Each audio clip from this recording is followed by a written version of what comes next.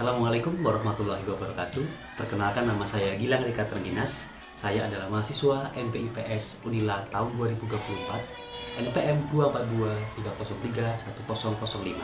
Pada video kali ini saya akan mencoba untuk menjelaskan pembelajaran IPS pada era new normal kaitannya dengan pembentukan sumber daya manusia unggul Indonesia 2045. Pendidikan saat ini memang menjadi dasar dari kemajuan pembangunan generasi bangsa.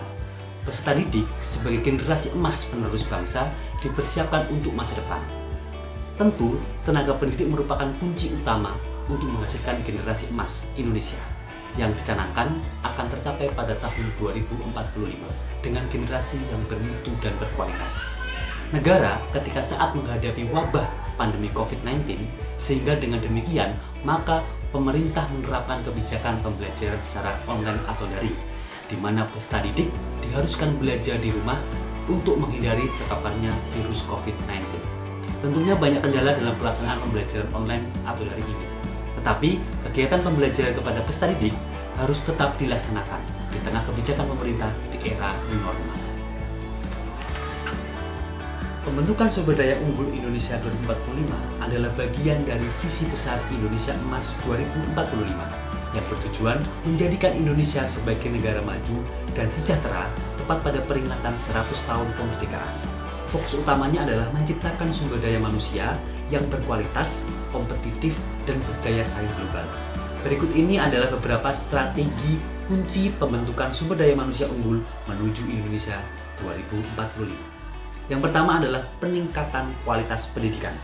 Memastikan kurikulum pendidikan dari tingkat dasar hingga tingkat perguruan tinggi relevan dengan kebutuhan pasar kerja masa depan yang semakin menunjuk keterampilan digital, kreativitas, dan pemecahan masalah.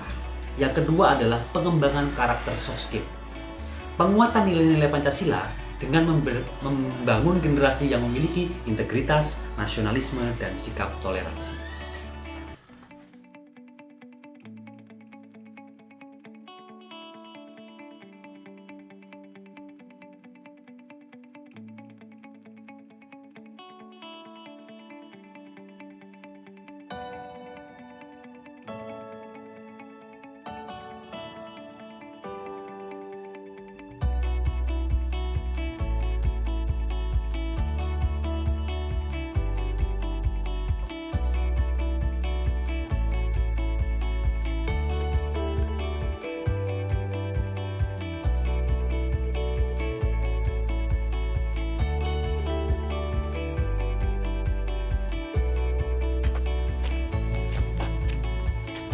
Pembelajaran ilmu pengetahuan sosial pada era new normal memiliki peran strategis dalam membentuk sumber daya manusia unggul Indonesia 2045, terutama melalui adaptasi terhadap perubahan teknologi, pola interaksi sosial, dan tantangan global.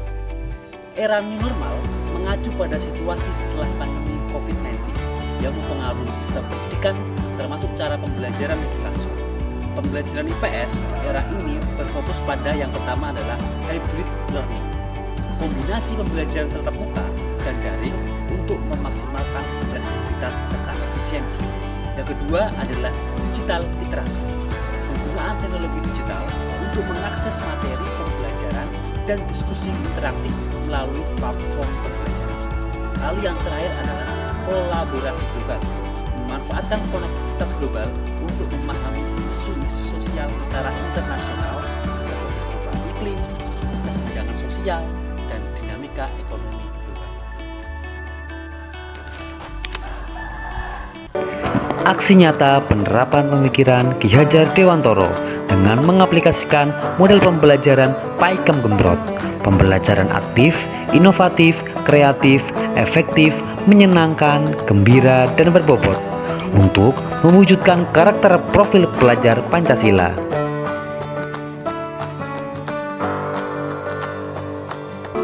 Sebelum melaksanakan rencana aksi saya, terlebih dahulu saya melaksanakan tahap perencanaan, yaitu berkoordinasi dengan Kepala SMP Negeri 17 Tulang Bawang Barat, yaitu Ibu Emiati Sarjana Pendidikan.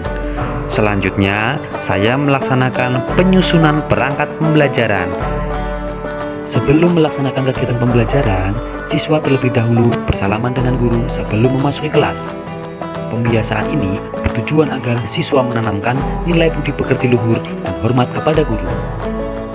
Setelah seluruh siswa masuk ke dalam kelas, kegiatan dimulai dengan berdoa terlebih dahulu yang dipimpin oleh siswa. Pembiasaan ini dilakukan untuk memunculkan sifat religius.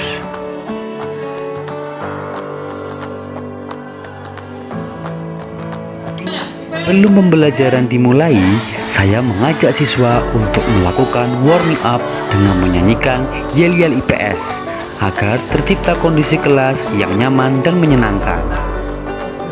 Setelah itu, saya menjelaskan mengenai tujuan pembelajaran yang ingin dicapai hingga tata cara berdiskusi bersama kelompoknya masing-masing.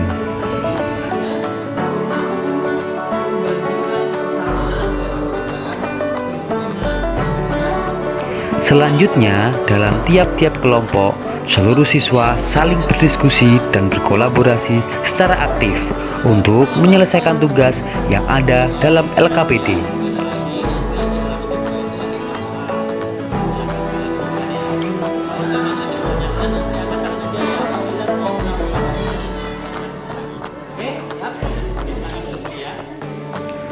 Setelah berdiskusi, masing-masing kelompok mempresentasikan hasil diskusinya di depan kelas. Siswa terlihat sangat antusias dan penuh semangat saat menempelkan kertas budaya yang telah diberikan dalam peta Indonesia. Kegiatan ini dilakukan untuk melatih rasa percaya diri, berani, dan juga bertanggung jawab. Sebelum pembelajaran selesai, saya memberikan penguatan dan penyampaian kesimpulan bersama dengan siswa.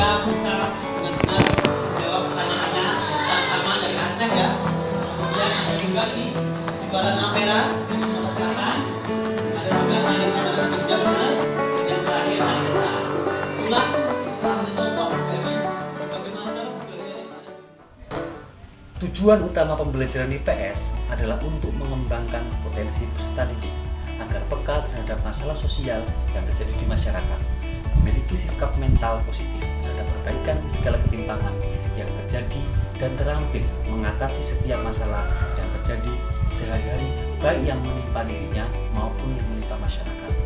Tujuan pembelajaran IPS dapat dikelompokkan adalah 3 kategori, yaitu pengembangan kemampuan intelektual siswa, pengembangan kemampuan dan rasa tanggung jawab sebagai anggota masyarakat dan bangsa, serta pengembangan diri siswa sebagai pribadi individu.